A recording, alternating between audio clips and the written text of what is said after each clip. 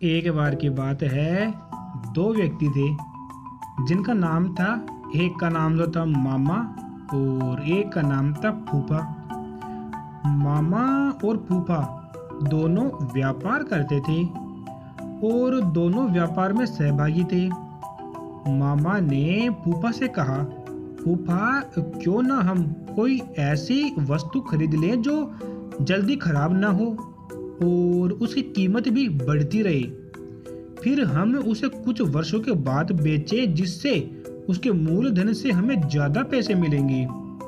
तो फूफा ने कहा, ठीक है मामा, तुम्हारी बात तो सही है, पर हम खरीदेंगे क्या? उन्होंने आपस में राय मशवरा किया और लोहा खरीदने का निर्णय लिया। दोनों ने बराबर रुपए मिलाए और लोहा खरीद लिया।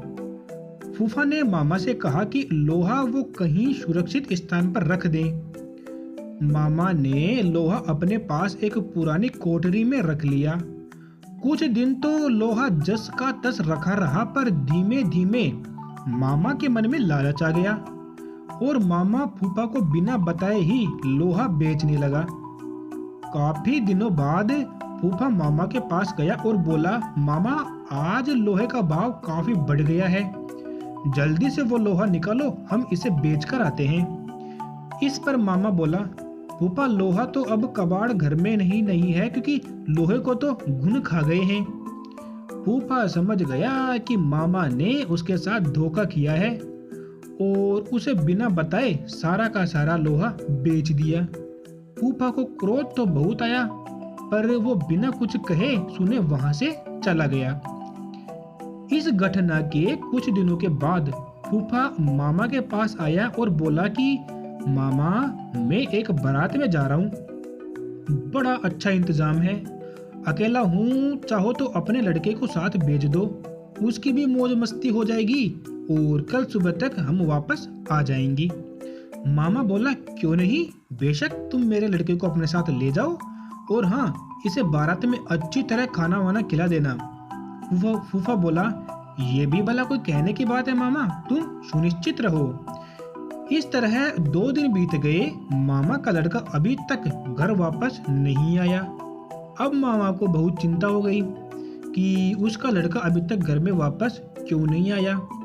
वो अपने लड़के के बारे में जानने के लिए फूफा के पास गया और बोला, फूफा मेरा लड़का कहाँ है, वो अभी तक घर वापस क्यों नहीं आया?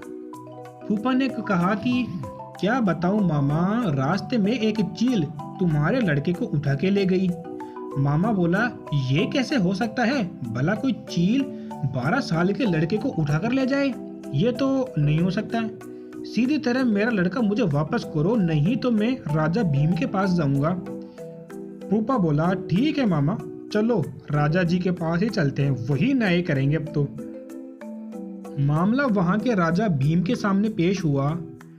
राजा भीम ने सारी बात सुनी और आश्चर्यचकित होते हुए फूफा से कहा, देखो फूफा, तुम झूठ बोल रहे हो, भला कोई चील 12 वर्ष के लड़के को उठाकर अपने पंजों से आसमान में कैसे ले जा सकती है?